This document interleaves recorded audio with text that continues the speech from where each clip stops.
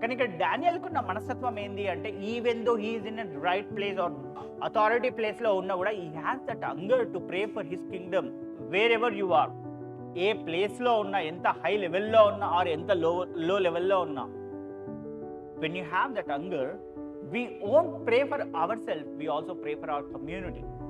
డానియల్కి అవసరం లేకుండా he's praying, but మనకి అవసరం ఉన్నా we don't pray. There is a difference.